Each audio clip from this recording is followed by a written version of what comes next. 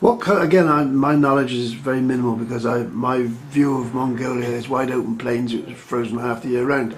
You're talking about where you are, a city of 1 million people. Yes. Now, those are not obviously nomadic people. They're not going around with herds of animals and things. A lot of them are nomadic people that have given up their herds because they want a better lifestyle, in inverted commas. So they've come into the city. To do what in the city? What's their expectation in the city? Well, if you're not involved with mining, there's practically nothing because there's no other industry. But I mean, that's the ridiculous thing. There's 2 main streets in Ulaanbaatar. Right. If you walk 4 blocks over from the main street, there's no running water. And if you walk or drive further on, you've got the Gur district, Gur being a yurt, and it stretches for miles up over the hill, down the other side. It's all people who've left the countryside, who've come in for a better lifestyle. They've got no work, so they're scunging around in the streets looking for plastic bottles and things. What I picked up on your radio broadcast was that there's a population of 5 million, 2.5 million of those are not in Mongolia at all. They're away. They're away. They're Germany, Sweden, they're doing things. I've never met a Mongolian. Didn't you meet my assistant when he came over here? No. Oh, shame. Wonderful man. Right, but I've not met them like indigenous. Migration and immigration is a huge discussion. Well, they're hiding, eh? But I haven't met any Mongolians here. Go to Berlin and you'll find hundreds. Yeah. And what are they doing there? What sort of jobs? Any basic menial jobs? What are they doing? Okay, quick funny story. I flew with Miat Mongolian Airlines from Mongolia to Berlin, swapped planes and came here. On the way back, I was having a cigarette outside Berlin airport. This woman came up to me and she said, "Do I know you?" She's Mongolian. I said, "No, no, no." And she said, "Would you take these back from my grandfather?" And she was giving me some medication. Her grandfather had some heart condition. She asked me to take these pills. And of course I said yes. And I said, "What are you doing here?" And she said, "I have a lingerie business in Berlin." Really? They're doing all sorts of things. Anything. Yeah, yeah. Now, as regards your own situation, you go back there. You go back there as an individual.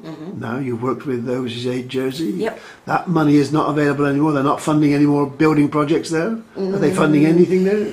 2016. I'm not even sure what building projects they're doing, the community building projects. But I mean, I've been very fortunate and tapped into that 3 times, plus some matching grants. So what I'm doing, the new school, it's over budget, so there's money to be found for that, but I'm personally going to try to find some money for school supplies. Right. Yeah, materials and school supplies. So that's for schools which are already up and running? No. There's 2 schools up and running in the same lot. Right. We're building a 3rd, so that'll be the 2nd kindergarten. So you're building that school regardless? Is that with or without the French help, or is that... No, that's French. That's French money and money from Taiwan as well. Right. And of course...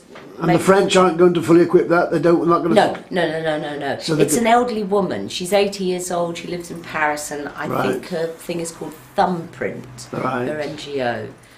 But that's predominantly where a lot of money's come from. But I mean, the Catholic Church, or Caritas, or whoever is in charge of the money side of that, I'm sure that they're going to... Or I'm not sure, I know that they'll make sure the building's built. I mean, we've seen the pictures. They're fabulous buildings that have been built.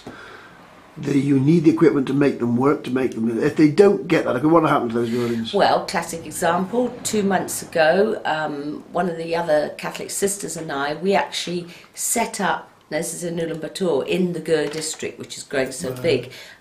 We got 2 Gurs and we've converted them into a kindergarten for over 20 children. And it was incredible because 2 Dutch guys, young guys that were on holiday at the time, got in contact with me through goodness knows how, through my website and whatnot, and said, "Look, we've had our holiday in Mongolia, now we'd like to give you a week of our time." So they came and put carpets down and did painting and set up little porta potties, literally. Right. So we're trying to make kindergartens. You referred to an 80-year-old lady in Paris who was doing wonderful things. And she came out to Mongolia. Right, but one day, many years in the future, you'll be an 80-year-old lady somewhere. Yes. Will you still be carrying on with this? I mean, what I want to know is who's going to carry on? Who's going to succeed your works? The projects I support, I make sure that they are sustainable without me. I mean, obviously, me helping... like I'm back in Jersey, hopefully I'm going to do a pub run, and JP will do a little article, so hopefully some money will come in for that. But It will continue, of course it will continue. Right. There's always people out there who want to help. Listen to the radio today about some lady looking for a kidney, and then the next minute there's people ringing up saying, well, we've already donated a kidney. In fact, you only need one. So, but how do you establish these strong links between Jersey and Mongolia? How do you get this going? What Mongolians are out there saying that we're going to carry on this, we're not going to let this fall away? I'm just a little pea on an elephant's bottom. There's all sorts of people trying to raise funds all over the place. I'm just doing my bit. There's been 3 Jersey Overseas Aid teams come out, individuals, so there is a link already. Very important to say that because I'm not being funded by Jersey Overseas Aid for projects, I'm setting up a little tour company, www.mongoliatours. I will link to it. Okay, so with the help of Steve May, who was so patient with me, it's just unbelievable. He's a fantastic person and he did it for free. He sets up websites, usually that's his... If somebody came along and said, do you want some funding, how much do you want now, today? I need $42,000. Right. Yeah, but that is the over budget for the actual school building. Right. But if someone gave me £5,000, I'd be very happy. If someone gave me £50... And that, what would you do with 5,000? What would you actually put? Would that go into the school project or other projects? School project, School yeah. project. Yeah. You know, I'm making provisions for my tours, people that come out to be medevaced out or whatever, and I am actually a nurse, so hopefully I could... Else we'll end up with a sky burial. So that is a realistic money-raising venture to have paying tours. People go pay to go on a tour. Yeah, we're offering, raise funds with that. Yeah, we're offering 3 tours: 10 days, right. 14 days, and 21 days. Visiting herder families, shaman. Joanna Lumley came out to Mongolia. Whether she saw real shaman or tourist shaman, but that's a buzzword at the moment. I know some shamans. And are there any other Channel Island families living out there apart from your present? Have you ever met any Jersey people living there in Mongolia? No. Lots of English, of course. Yeah, mainly people connected with the mining industry, so Australia and South Africa. Yeah, it's an adventure of a lifetime. Young French couple that I had come out for 10 days in September, they've written the most beautiful little thank you, and they've said that because I'm going to do custom-made, rather unique tours where people will really get to know Mongolia and its people during the time they're with us.